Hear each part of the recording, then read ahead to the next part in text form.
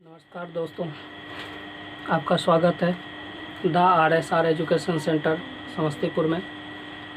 और अभी हम लोग बायोलॉजी का क्लास करेंगे। कुछ बायोलॉजी का बेसिक तो हम जानते हैं, बायोलॉजी किसे कहते हैं और किसने सबसे पहले नाम रखा, और ये सब मतलब छोटे छोटे पॉइंट को हम सबसे पहला नंबर जानते हैं। उसके बाद बायोलॉजी का चैप्टर हम स्टार्ट करेंगे। चलते हैं। जीव विज्ञान। जीव विज्ञान विज्ञान की वह शाखा है जिसके अंतर्गत जीवधारियों का अध्ययन किया जाता है। जीव विज्ञान विज्ञान की वह शाखा है जिसके अंतर्गत जीवधारियों का क्या किया जाता है, अध्ययन किया जाता है। अब देखिए, अब बायोलॉजी को हम लोग दो वर्ग भागों में बांट लेते हैं, बायो और लॉजी। अब बायो का होता है जीवन, जिसको हम लोग लाइफ भी कहते हैं, और लॉजी अध्ययन, जिसको अध्ययन मतलब कहते हैं स्टडी। अब हो गया जीवन का अध्ययन ही क्या कहलाता है, बायो। अब हम ये जानेंगे मतलब बायोलॉजी का नाम या फादर मतलब किसे कहा गया है, ये सब के बारे में अभी हम जानेंगे। तो सबसे पहला हम देखेंगे जीव विज्ञान शब्द का प्रयोग सर्वप्रथम लैमार्क, फ्रांस एवं जर्मनी नामक वैज्ञानिक 1801 ईस्वी में किया था। फिर से, जीव विज्ञान शब्द का प्रयोग सर्वप्रथम लैमार्क, फ्रांस एवं जर्मनी नामक वैज्ञानिक ने 1801 ईस्वी में किया था।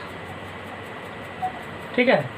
उसके बाद जीव विज्ञान का एक क्रमबद्ध ज्ञान के रूप में विकास ग्रीक दार्शनिक अरस्तु 382 BC के काल में हुआ।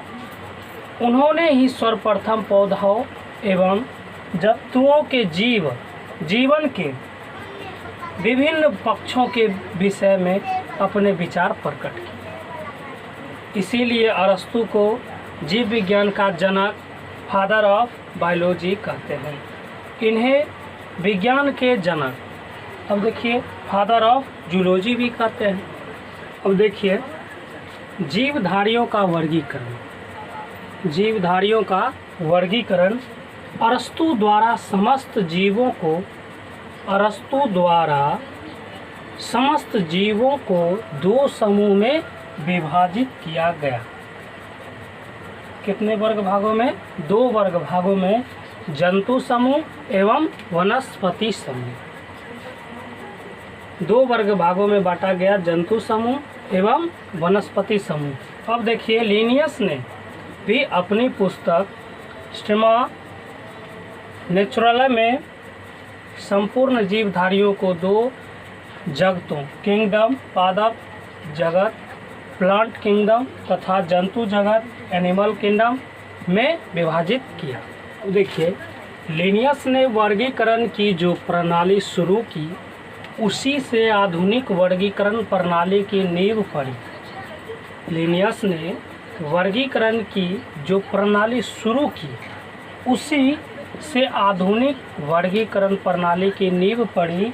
इसीलिए उन्हें आधुनिक वर्गीकरण का पिता, फादर ऑफ मॉडर्न टैक्सोनॉमी। आइए, जीवधारियों का 5 जगत वर्गीकरण, 5 किंगडम्स क्लासिफिकेशन ऑफ ऑर्गेनाइजेशन। परंपरागत द्विजगत वर्गीकरण का स्थान अंततः हिटकर द्वारा सन 1996 ईस्वी में प्रस्तावित किया गया। अब देखिए, 5 जगत प्रणाली ने लिया। उन्होंने 5 जगत प्रणाली मतलब अपने मन से लिए। इसके अनुसार समस्त जीवों को निम्नलिखित 5 जगत मतलब किंगडम ने वर्गीकृत किया गया। अब देखिए, उसमें से फर्स्ट है मोनेरा, प्रोटिस्टा और पादप और कवक एवं जंतु। तो ये 5 क्या है, किंगडम है। ये 5 उन्होंने कौन लिए हैं, यह देखिए हिट कर ये। अब हम 5 जगत के बारे में पूर्ण रूपेण उनके डिफिनेशन को जान नहीं है। सबसे पहला नंबर हम बताए थे मोनेरा। मोनेरा इस जगत में सभी प्रोकैरियोटिक जीव अर्थात जीवाणु, साइनोबैक्टीरिया तथा आर्कीबैक्टीरिया सम्मिलित किए जाते हैं। तंतु में जीवाणु भी इसी जगत के भाग हैं। तंतु में जीवाणु भी इसी जगत के क्या हैं? भाग हैं, एक पार्ट हैं। प्रोटिस्टा। अब दूसरा नंबर में आ जाइए प्रोटिस्टा। तो ये दूसरा नंबर में आ जाइए प्रोटिस्टा। इस जगत में विविध प्रकार के एक कोशिकीय प्रायः जलीय यूकेरियोटिक जीव सम्मिलित किए गए हैं। इसमें जो है इस प्रकार इस जगत में मतलब प्रोटिस्टा में विभिन्न प्रकार के एक कोशिकीय प्रायः जलीय यूकेरियोटिक जीव सम्मिलित किए गए हैं। पादप एवं जंतु के बीच स्थित युगलीना इसी जगत में है। यह 2 प्रकार की जीवन पद्धति प्रदर्शित करती है।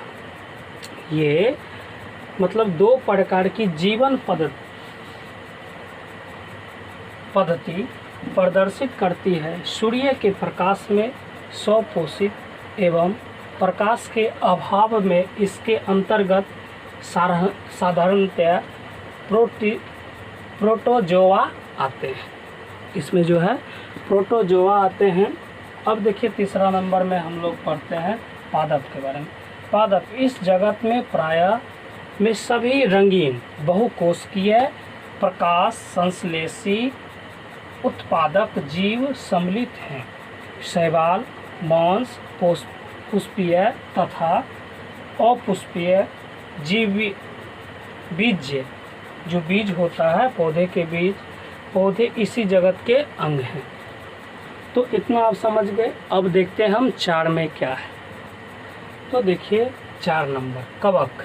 इस जगत में वे कैरियोटिक तथा परपोषित जीवधारी सम्मिलित किए जाते हैं जिनमें अवशोषण द्वारा पोषण होता है। ये सभी इतरपोषी होते हैं। ये सभी क्या होते हैं? इतरपोषी होते हैं। ये परजीवी अथवा मृतोजीवी होते हैं। इसकी कोशिका भित्ति काइटिन की बनी होती है। काइटिन की बनी होती है।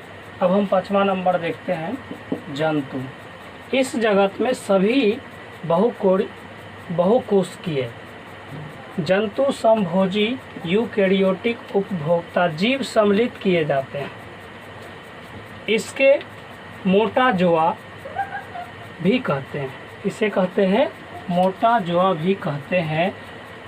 हाइड्रो जेलीफिश, इस कृमि, सितारा, मछली, सारीसृप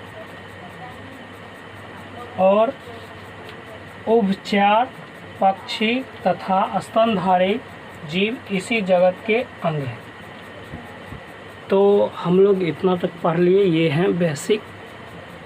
अब हम नेक्स्ट डे पढ़ेंगे जीवों के नामकरण की द्विनाम पद्धति। अब हम नेक्स्ट डे क्या पढ़ेंगे? जीवों के नामकरण की द्विनाम पद्धति।